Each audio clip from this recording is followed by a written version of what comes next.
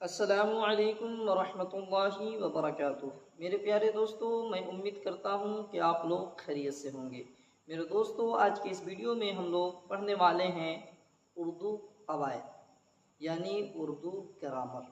मेरे दोस्तों, आज के इस सबक को शुरू करने से पहले आपसे एक छोटी सी गुजारिश ये है कि अगर आप हमारे चैनल पर नए हैं तो हमारे इस चैनल को ज़रूर सब्सक्राइब करें और साथ ही साथ हमारा सपोर्ट करते रहें और इस वीडियो को ज़्यादा से ज़्यादा लोगों तक शेयर करें ताकि उन बच्चों तक ये वीडियो पहुंच जाए जो 2025 के बोर्ड एग्ज़ाम देने वाले हैं और वह खूब अच्छे तरीक़े से अपनी तैयारी कर सकें। तो मेरे दोस्तों, चलिए बिला ताख़िर आज का सबक हम लोग शुरू करते हैं। ध्यान से देखिए मेरे दोस्तों, क्लास 10 और 12 उर्दू ग्रामर यानी ये ग्रामर उर्दू का जो ग्रामर है तो ये 10th वालों के लिए भी है और 12th वालों के लिए भी है। ध्यान से सुनिए, उर्दू क़वायद यानी उर्दू ग्रामर। क़वायद ये कायदा का जमा है, कायदा का जमा वर्ड है क़वायद। कायदा का माना होता है कानून, ज़ाब्ता, उसूल। तो हम लोग उर्दू क़वायद पढ़ रहे हैं। तो सबसे पहले है लफ्ज़। आइए जानते हैं लफ्ज़ किसको कहा जाता है। लफ्ज़ जिसको हिंदी में शब्द और इंग्लिश में वर्ड बोला जाता है, इसी शब्द और वर्ड को उर्दू में लफ्ज़ बोला जाता है। ठीक है, तो आइए लफ्ज़ किसको कहा जाता है उसका डेफिनेशन को देखते हैं। इंसान जो कुछ अपने ज़बान से बोलता है उसे लफ्ज़ कहते हैं। इंसान अपने ज़ुबान से जो कुछ भी बोलता है उसे क्या कहा जाता है, उसे लफ्ज़ कहा जाता है। जैसे किताब, कापी, कलम, हम, तुम वगैरह। यानी इंसान के मुंह से जो आवाज़ निकलती है, जो बोली निकलती है, उसी बोली को क़वायद में, ग्रामर में लफ्ज़ कहा जाता है। क्या कहा जाता है? लफ्ज़। हम लोग जो कुछ भी बोल रहे हैं उसे क्या कहेंगे? लफ्ज़ कहेंगे। इंसान की बोली को लफ्ज़ कहा जाता है। अब लफ्ज़ की दो किस्में यानी लफ्ज़ की दो कैटेगरी है, लफ्ज़ मौजू और लफ्ज़ मुहम्मल। ध्यान से सुनिए, लफ्ज़ की कितने किस्में हैं? लफ्ज़ की दो किस्में हैं, लफ्ज़ मौजू और लफ्ज़ मुहम्मल।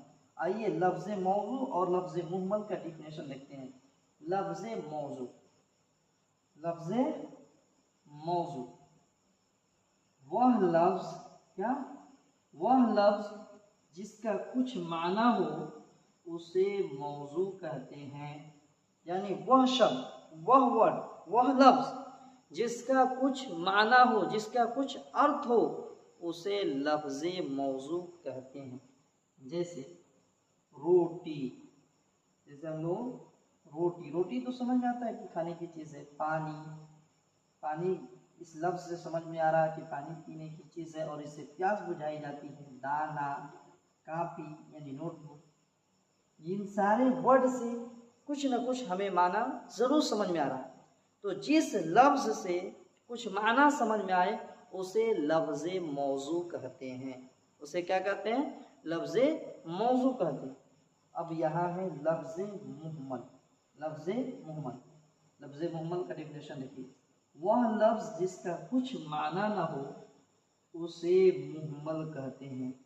लफ्ज़ तो है लेकिन उसका कुछ माना नहीं, कुछ अर्थ नहीं, तो उसे हम लोग क्या कहेंगे? लफ्ज़ मुहम्मल। जैसे ओटी, ओटी से कुछ समझ में आ रहा है? कुछ नहीं। वानी, वानी से कुछ समझ में आ रहा है? नहीं। ओपी, ओपी से कुछ समझ में आ रहा है? नहीं। तो वह लफ्ज़ जिसका कुछ माना हो, जिसका कुछ अर्थ हो, जिसका कुछ मीनिंग हो, उसे लफ्ज़ मौजू कहा जाता है।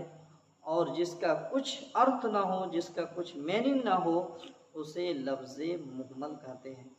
मेरे दोस्तों, मैं उम्मीद करता हूँ कि लफ्ज़ आपको समझ में आ गया होगा। इसको मुख्तसर में समझिए। लफ्ज़ लफ्ज़ इंसान की बोली को कहा जाता है। जो कुछ भी हम लोग बोलते हैं उसे क्या बोलेंगे? लफ्ज़ बोलेंगे। और लफ्ज़ की दो कैटेगरी है, दो किस्में हैं, लफ्ज़ मौजू और लफ्ज़ मुहम्मद। लफ्ज़ मौजू किसको बोला जाता है? वह लफ्ज़, वह शब्द जिसका कुछ अर्थ हो, जिसका कुछ मीनिंग हो, उसे लफ्ज़ मौजू कहते हैं। और जिसका कुछ अर्थ नहीं हो, जिसका कुछ माना नहीं हो, जिसका कुछ मीनिंग नहीं हो, उसे लफ्ज़ मुहम्मल कहते हैं। मेरे दोस्तों, मैं उम्मीद करता हूँ कि ये लफ्ज़ आपको समझ में आ गया होगा। आपसे गुजारिश यही है, आपसे रिक्वेस्ट यही है कि हमारे चैनल पर नए हैं तो हमारे चैनल को ज़रूर सब्सक्राइब करें और हमारा सपोर्ट करते रहें। और इस वीडियो को ज़्यादा से ज़्यादा अपने दोस्तों, अहबाब, अपने अजीज़ व अकारिब के पास शेयर करें, ताकि वह बच्चे जो 2025 के बोर्ड एग्ज़ाम देने वाले हैं वो अपनी खूब अच्छे तरीक़े से तैयारी कर सकें। मिलते हैं नेक्स्ट वीडियो में। अल्लाह हाफ़िज़।